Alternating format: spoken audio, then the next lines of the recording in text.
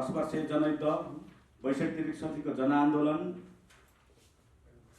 लिम्बुवान विद्रोह, थरवाड विद्रोह, मधेस विद्रोह, यी सबै आन्दोलन विद्रोह र क्रान्तिको जगमा स्थापित भएको अहिले संघीय गणतन्त्र नेपाल जुन जगमा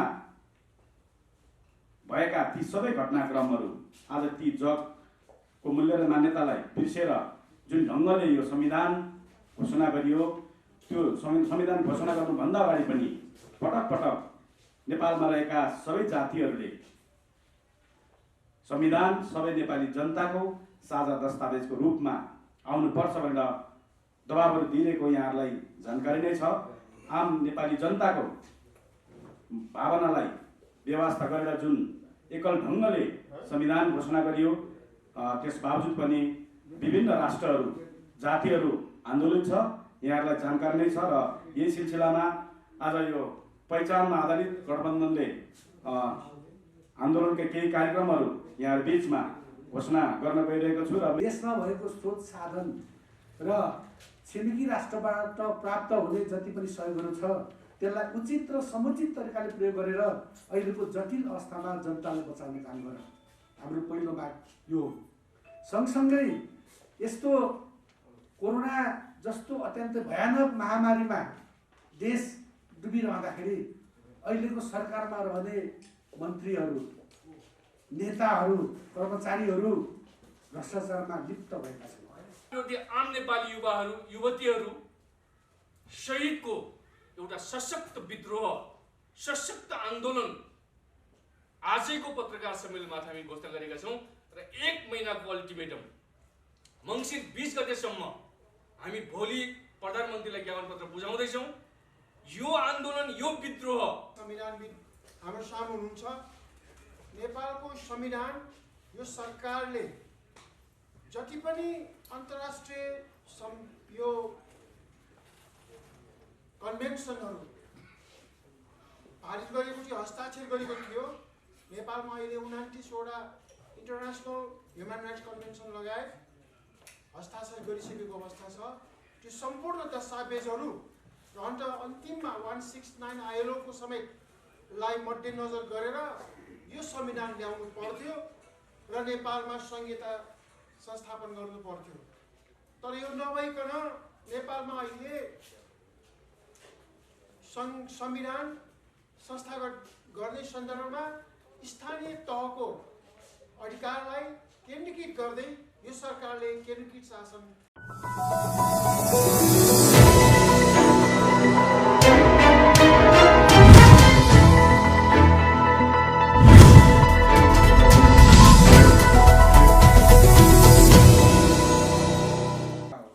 किनभने अहिले जुन प्रकारको यो एकमना सरकार, निरङ्कुश सरकार, निरीह सरकार, निर्जीव सरकार, निर्मोही सरकार जुन प्रकारले जनताको जनजीविकाको त कुरै छाडौँ, यो व्यापक महामारीका बीच पनि जनता एकातिर टाट पल्टिँदैछ। रोग र भोक शोकले सन्तप्त छ। उनीहरू आफू सत्ताको लुछाछाडीमा लागेर देशलाई लथालिङ्ग पारेर मौज गरिरहेका छन्। विशेष गरी आजका हाम्रो पत्रकार सम्मेलनको पहिलो टार्गेट यही हो। सरकार तिमीलाई जनताले जनताको सेवा गर्न चुनेर पठाएको हो, सिंहदरबारभित्र रजाइ गर्नको लागि होइन। देशमा भएको स्रोत साधन र छिमेकी राष्ट्रबाट प्राप्त हुने जति पनि सहयोगहरू छ त्यसलाई उचित र समुचित तरिकाले प्रयोग गरेर अहिलेको जटिल अवस्थामा जनतालाई बचाउने काम गर। हाम्रो पहिलो माग यो हो। सँगसँगै यस्तो कोरोना जस्तो अत्यन्तै भयानक महामारीमा देश डुबिरहँदाखेरि अहिलेको सरकारमा रहने मन्त्रीहरू, नेताहरू, कर्मचारीहरू भ्रष्टाचारमा लिप्त भएका छन्। यतिसम्म निर्लज्ज काम गरेका छन्। कोभिडबाट बचाउनको लागि ल्याउनु पर्ने औषधि जस्ता कुरामा पनि व्यापक भ्रष्टाचार भएको छ। जहाँ ओम्नीहरूको नाम आउँछ, स्वास्थ्य मन्त्रालयका कर्मचारीहरूदेखि लिएर स्वास्थ्य मन्त्रीहरू पनि जोडिएका छन्। योभन्दा लाज मर्दो विषय के हुन्छ? यसमा पनि हाम्रो खबरदारी हो। र सँगसँगै यस्तो जटिल अवस्थामा आउँदो दिनमा जनताले यस्ता निर्लज्ज भ्रष्टाचारीहरूलाई कसरी हेर्ने भन्ने कुरो पनि हामी जनतामा आग्रह गर्न चाहन्छौँ। सँगसँगै जुन हामीले संविधान संशोधनको कुरा उठाएका छौँ यो निश्चय नै गम्भीर विषय हो। किनभने हामीले मान्यौँ संविधान भनेको एउटा सहमतिको दस्तावेज हो, सबैको कुरो लेखिँदैन। तर जुन संविधान जारी भयो, जारी भइसके पश्चात यसलाई एमेन्डमेन्ट गर्न सकिन्छ, संशोधन गर्न सकिन्छ, यसलाई पुनर्लेखन गर्न सकिन्छ। यो रिजिड भए पनि यो संहितामा यो परिवर्तन गर्ने ठाउँ पनि राखेका छौँ। र जुन प्रकारको हिजो संविधान जारी भयो, संविधान जारी भइसके पछाडि विभिन्न छुटेका कुरा चाहिँ सम्बोधन गर्दै जाने भन्ने सहमति थियो, तर सरकार उल्टोतिर फर्किरहेको हामीले पायौँ। त्यसकारण धारा 274 लगायतलाई सच्याउँदै यो देशका आदिवासी जनजातिहरूको माग पुरा गर्ने कुरा, खसलाई आर्यबाट छुट्याउने कुरा, सँगसँगै हिजो आन्दोलनका बखतमा जुन प्रकारले देशका आदिवासी जनजाति थारू लगायत विभिन्न अहिले पनि राजबन्दीको रूपमा जेलभित्र छन्। माननीय रेशम चौधरी अत्याधिक बहुमतले जितेर पनि जेलभित्र बस्नु परेको छ बिना कसुर कल्पित घटनामा। यसलाई पनि तुरुन्त सरकारले सम्बोधन गरोस्। सरकारले यसलाई तुरुन्तै गम्भीरताका साथ अध्ययनको लागि जुन कमिटी गठन भएको थियो हिजो, ती आयोगहरूको चाहिँ प्रतिवेदन सार्वजनिक गर्दै तुरुन्तै रिहा गरियोस् भन्ने हाम्रो अर्को माग हो। र सँगसँगै हामीले जनजीविकाको कुराहरूलाई पनि अगाडि उठाएका छौँ। यी सम्पूर्ण कुरो चाहिँ तपाईँहरू समक्ष हामी आज किन ल्याउन चाह्यौँ भने अब सधैँ यसरी बसेर हुँदैन। यो देशमा रहेका नेकपा र काङ्ग्रेस भन्ने पार्टीहरू एक प्रकारले अब नेस्तानाबुद भइसके।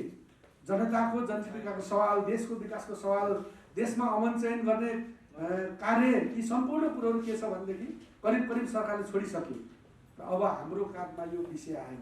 अब हामीले जनतालाई सचेत गराउँदै सडकबाट यी विषयलाई उठाउँदै यस्ता जनताको जनमत लिएर देशलाई अधोगतिमा लाउनेहरूलाई नेस्तानाबुद गर्ने, त्यो जुन घोडामा चढेको छन् त्यसबाट उतारेर सडकमा पछार्नु पर्ने दिन आएको हुनाले आज हामी यही कुरो सरकारलाई 1 महिना अल्टिमेटम राखेर हामीले सार्वजनिक गर्नलाई पत्रकार सम्मेलन गरेका हौँ। र पत्रकार बन्धुहरूले यस कुरोलाई सशक्त ढङ्गले लगिदिनु हुन्छ भन्ने हामीले ठानेका छौँ। किनभने पत्रकार भनेको देशको पहिलो आँखा हो, चौथो होइन पहिलो भन्छौँ हामी।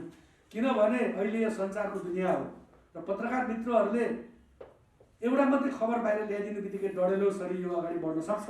त्यसकारण तपाईँहरूले पनि जिम्मेवारीका साथ यो विषयलाई अगाडि बढाइदिनु हुन म अनुरोध गर्दछु। जनताको बेहाल देख्दैन, व्यवसायी मरेको देख्दैन, रातारात भ्रष्टाचार भन्दा अरू कुरा देख्दैन, कमिसन भन्दा अरू देख्दैन।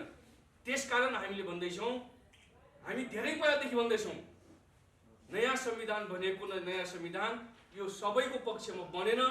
यो संविधान सबैको भावना समेटेन र सबै समुदायलाई चित्त बुझाउन सके। त्यसकारण हामी भन्दैछौँ, धेरै पहिलादेखि भन्दैछौँ, नयाँ कुरा होइन, एउटा विद्रोह बाँकी छ, आन्दोलन बाँकी छ। अबको विद्रोह पहिचान पक्ष आम नेपाली,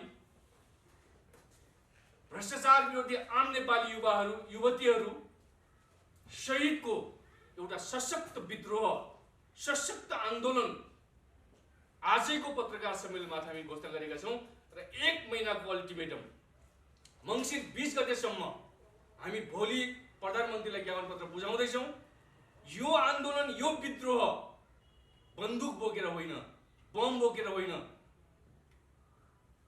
सडक रोड चक्का जाम गरेर होइन, बजार बन्द गरेर होइन।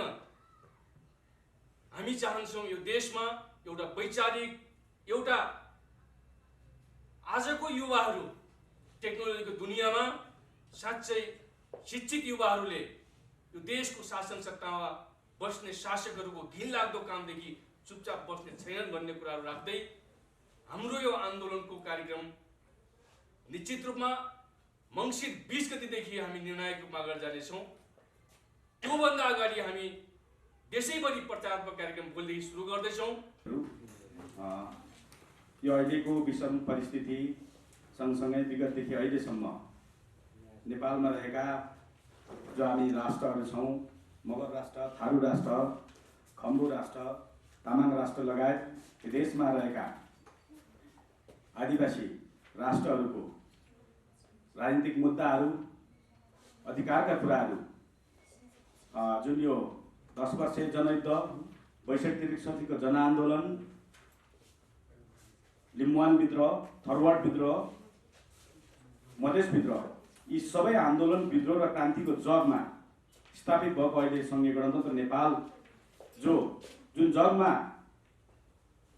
भएका ती सबै घटनाक्रमहरू आज ती जगको मूल्य र मान्यतालाई बिर्सेर जुन ढङ्गले यो संविधान घोषणा गरियो, त्यो संविधान घोषणा गर्नुभन्दा अगाडि पनि पटक पटक नेपालमा रहेका सबै जातिहरूले संविधान सबै नेपाली जनताको साझा दस्तावेजको रूपमा आउनुपर्छ भनेर दबाबहरू दिइरहेको यहाँहरूलाई जानकारी नै छ। आम नेपाली जनताको भावनालाई व्यवस्था गरेर जुन एकल ढङ्गले संविधान घोषणा गरियो, त्यस बावजुद पनि विभिन्न राष्ट्रहरू जातिहरू आन्दोलित छ, यहाँहरूलाई जानकारी नै छ। र यही सिलसिलामा आज यो पहिचानमा आधारित गठबन्धनले आन्दोलनका केही कार्यक्रमहरू यहाँ बीचमा घोषणा गर्न गइरहेको छु र मेरो परिचय ममरा सङ्घर्ष समितिको संयोजक राम मगर र म यो वाचन गरेर यहाँ बीचमा सुनाउन गइरहेको छु। आदरणीय पत्रकार साथीहरू, वर्तमान कोरोनाको कहर बीच हामीले दसैँ सम्पन्न गऱ्यौँ। अब छठ पर्व तथा दीपावली पनि यसै गरी मनाउनु पर्ने अवस्था छ। सम्पूर्ण नेपाली जनताहरूको स्वास्थ्यलाई ध्यानमा राख्दै सामाजिक दूरी कायम गर्दै घर घरमा छठ पर्व र दीपावली पर्व मनाऊ। हाम्रो यस गठबन्धनको हार्दिक शुभकामना छ। नेपाली जनताको जनादेश विपरीत पहिलो संविधान सभा सुनियोजित ढङ्गले विघटन गरी दोस्रो संविधान सभाबाट 2072 असोज 3 गते संविधान जारी हुँदै गर्दादेखि हालसम्म उक्त संविधानलाई अधुरो, अपुरो, विभेदकारी संविधान भन्दै आफ्ना हक अधिकार सम्बन्धन गराउन निरन्तर सम्पूर्ण पहिचानवादी शक्तिहरू सङ्घर्षरत रहेको यहाँहरू बीच सर्वविदित छ।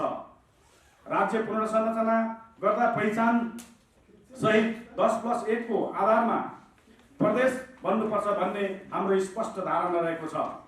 पहिचान र अधिकारका लागि निरन्तर सङ्घर्षरत नेवा, खमुवान, लिम्बुवान, तमुवान, थरुहट, मगरात, शेर्पा, महिला, दलित, शिल्पी, मधेसी, मुस्लिम, खस समुदायसँग राज्यले विभिन्न मिति र समयमा गरेका सहमति सम्झौताहरूलाई कार्यान्वयन गर्न विभिन्न माग मुद्दाहरू सहित विशुद्ध संविधानको अन्तर्वस्तुसँग निहित रहेका अधिकारका मुख्य राजनीतिक माग मुद्दाहरूलाई सम्बोधन गर्न नेपाल सरकारलाई पटक पटक ज्ञापन पत्र, ध्यानाकर्षण पत्र, स्मरण पत्र बुझाउँदै आग्रह गर्यौं, तर यो सरकार हाम्रो मागप्रति सकारात्मक रहेन। विश्वभरि महामारीको रूपमा द्रुत गतिमा फैलिरहेको कोरोना भाइरसको संक्रमणले नेपाल पनि प्रभावित भएर सबैलाई भयभीत एवं त्रसित बनाएको अवस्था अझै पनि छ, जुन कारणले हाम्रो घोषित आन्दोलनका कार्यक्रमहरू स्थगन गर्नु पर्यो। यसबीच नेपाल सरकारले यस संक्रमणको नियन्त्रण, स्वास्थ्य चेक जाँच उपकरण तथा उचित व्यवस्थापन गर्न असफल भएको छ। उद्योग धन्दा, कल कारखाना, व्यापार व्यवसाय, शिक्षा, अस्पताल, सवारी यातायात, सेवाग्राही कार्यालय सहित जनजीवन पूर्ण रूपमा प्रभावित भएको छ। श्रमजीवी मजदुर, मुक्त कमैया, कमलरी, विद्यार्थी सहित न्यून आय भएका गरिबीहरूको उचित राहत प्राप्त गर्न सकेको छैन। राहत वितरणको कोषका रकम दुरुपयोग हुनुका साथै कोरोना चेक जाँचका उपकरणहरू खरिद प्रकरणमा भएको अनियमितता, भ्रष्टाचार छताछुल्लो भएको छ। यसर्थ यही अवस्थालाई दृष्टिगत गर्दै शान्तिपूर्ण सङ्घर्षका माध्यमबाट हामी सरकारलाई निम्न मागहरू पूरा गर्न जोरदार माग गर्दछौँ। संघीयता संस्थागत गर्न संविधानको धारा 274 लगायत सम्पूर्ण पहिचान विरोधी धारा, उपधारा र अनुसूची 4 संशोधन गर्नुपर्ने, थरवट आन्दोलनका क्रममा लगायत विभिन्न तपाईको अधिकारको लागि भएका आन्दोलनमा र टिकापुर घटना पश्चात षड्यन्त्रपूर्वक विभिन्न अभियोगमा झुटा मुद्दा लगाई फसाइएका थरवट राजबन्दीहरू, कैलाली क्षेत्रमा 1 बाट निर्वाचित प्रतिनिधि सभा सदस्य माननीय रेशमलाल चौधरी लगायत थरवट आन्दोलनकारी सबैको झुटा मुद्दा सरकारले मुद्दा फिर्ता गरी खारेज गरी बन्दीहरूलाई निशर्त रिहा गर्नुपर्ने, अन्तर्राष्ट्रिय श्रम सङ्गठन महासन्धि ILO 169 आदिवासी अधिकार सम्बन्धी संयुक्त राष्ट्रसङ्घीय घोषणापत्र 2007 प्रदत्त गरेका हक अधिकारको प्रभावकारी कार्यान्वयन सहित आदिवासी परम्परागत कानुन मूल्य मान्यता दिनुपर्ने, कोरोनाबाट प्रभावित जनताहरूको उचित स्वास्थ्य जाँच निःशुल्क रूपमा गर्नुपर्ने, सरकारले व्यापक रूपमा गर्दै आइरहेको संस्थागत भ्रष्टाचारहरूलाई तत्काल बन्द गर्नुपर्ने तथा जनताको जीवन निर्वाहलाई ध्यान राखी कोरोना प्रभावितहरूलाई क्षतिपूर्ति गरी आर्थिक सहयोग गर्नुपर्ने, पहिचान गरी आर्थिक सहयोग गर्नुपर्ने, यी उपयुक्त मागहरूको तत्काल सम्बोधन गर्न हामी सरकारलाई 1 महिने अल्टिमेटम दिँदैछौँ। यदि हाम्रा यी जायज मागहरूलाई व्यवस्था गरे कोरोनाको कहर बीच पनि जनताको सुनिश्चित अधिकारका लागि हामी मङ्सिर 20 गते काठमाडौँमा एक बृहत पूर्ण सभा गर्दै आन्दोलनको बृहत तयारीका साथ कार्यक्रमहरूको तिथिमिति सहित जनतामा जानेछौँ। धन्यवाद। र पहिचानमा आधारित सङ्घीय गठबन्धन आबद्ध दल तथा सङ्गठनहरू नेवा राष्ट्रिय पार्टी, खम्बुवान राष्ट्रिय मोर्चा, सङ्घीय लोकतान्त्रिक राष्ट्रिय मञ्च, नेपाल लोकतान्त्रिक पार्टी, थारूवान राष्ट्रिय मोर्चा, खसान राष्ट्रिय सङ्घर्ष समिति, राष्ट्रिय मध्यस्थराई परिषद, मगराज सङ्घर्ष समिति। धन्यवाद। शहीद आन्दोलनको घोषणा गरेका थियौँ। कोरोनाको भाइरस सङ्क्रमित अवस्था रहेको यो नेपालमा अबको आन्दोलन हामी केही समय स्थगन गर्नु पर्ला भन्ने अहिलेको स्थितिमा आइपुगेको यहाँ सबैलाई जानकारी छ। अब हामी कतिसम्म धैर्यता गरेर बस्ने भन्ने सन्दर्भमा हामीले धेरै व्यापक छलफल गरिसके पश्चात हामी आज पत्रकार सम्मेलन मार्फत केही कुरा राख्न आएका हौँ। यहाँले क्षमा गर्नु होला, यस्तो विषम परिस्थितिमा पनि हामी यस्तो कार्यक्रमहरू किन गर्नु पर्यो भन्ने सन्दर्भमा हेर्नुहोस्, नेपालको संविधान अहिले संविधानविद हाम्रो सामु हुनुहुन्छ। नेपालको संविधान यो सरकारले जति पनि अन्तर्राष्ट्रिय यो कन्भेन्सनहरू पारित गरेको थियो, हस्ताक्षर गरेको थियो। नेपालमा अहिले 29 वटा इन्टरनेसनल ह्युमन राइट्स कन्भेन्सन लगायत हस्ताक्षर गरिसकेको अवस्था छ। त्यो सम्पूर्ण दस्तावेजहरू र अन्तिममा 169 ILO को समेतलाई मध्यनजर गरेर यो संविधान ल्याउनु पर्थ्यो र नेपालमा संहिता संस्थापन गर्नु पर्थ्यो। तर यो नभइकन नेपालमा अहिले संविधान संस्थागत गर्ने सन्दर्भमा स्थानीय तहको अधिकारलाई केन्द्रीकृत गर्दै यो सरकारले केन्द्रीकृत शासन लाग्न खोज्दैछ। फेडरल स्टेट भनेको यस्तो सरकार हो जसले गाउँ तहका गाविस वडा लेभलसम्मलाई अधिकार दिनु पर्थ्यो र बटम टु टप एप्रोचमा यो जानुपर्ने अवस्था हो। तर यो सरकारले फेडरल गभर्मेन्टको नाममा केन्द्रीकृत शासन लाग्दै नेपाली जनतालाई अहिले शोषण गर्दैछ। भर्खरै आयो हाम्रो सरकारले कि यो सरकारले अहिले लको एजेन्टहरूलाई भेट्दैछ। यसको अर्थ के हो? नेपालमा संहिता अहिले पनि संस्थागत हुन सकिरहेको छैन, अवस्था छैन र हामीले टप टु बटम एप्रोच होइन, बटम टु टप एप्रोचमा जानुपर्ने यो संविधान पनि धारा 274 लगायत हामीले उल्लेख गरेका छौँ। अनुसूचित 4 यो परिमार्जन हुनुपर्छ भनेर यो सरकारले यस्ता कुराहरूलाई लट्याउँदै आएको छ र हामीले केन्द्रीकृत शासन सत्तामा हामी रहन सक्दैनौँ भन्ने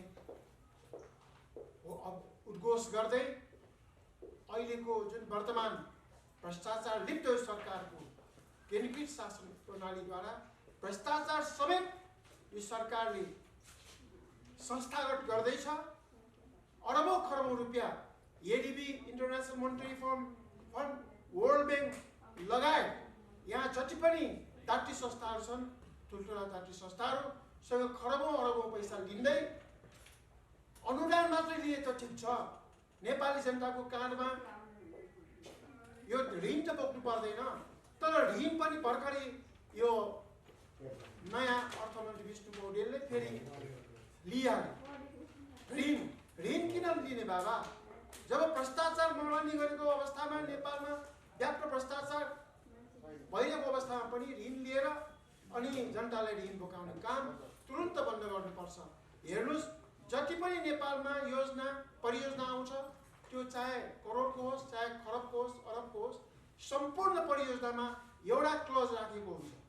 त्यो क्लज के हो भन्दाखेरि जुनसुकै विकास कार्यक्रम लाँदाखेरि त्यहाँ स्थानीय जनताहरूसँग सहकारी गरेर स्थानीय जनताहरूसँग सोडेर स्वीकृति लिएर त्यो विकास निर्माण कार्य गर्नुपर्ने भनिएको छ प्रत्येक योजनामा। तपाईँ हेर्नुहोस्, तर यो सरकारले यो क्लजलाई वास्ता नगरिकन डोजर आतङ्क मचाउँदै ठाउँ ठाउँमा यसपालिको सबैभन्दा बढी यो झडी यो उसमा धेरै गाउँहरू अहिले पहिरो परेर नजिकै सिन्धुपाल्चोकमा सयौंको घर भत्किएको छ, सयौं व्यक्तिको शहादत प्राप्त भएको छ र यस्ता कुराहरू यो सरकारले रोक्नुपर्छ भन्ने कुराहरू राख्दै हामी यो पत्रकार यो प्रेस पत्रिकामा उल्लेख गर्यौं। हामी मङ्सिर 20 गते अगाडि 1 महिना हामी अल्टिमेटम दिएको छ सरकारलाई।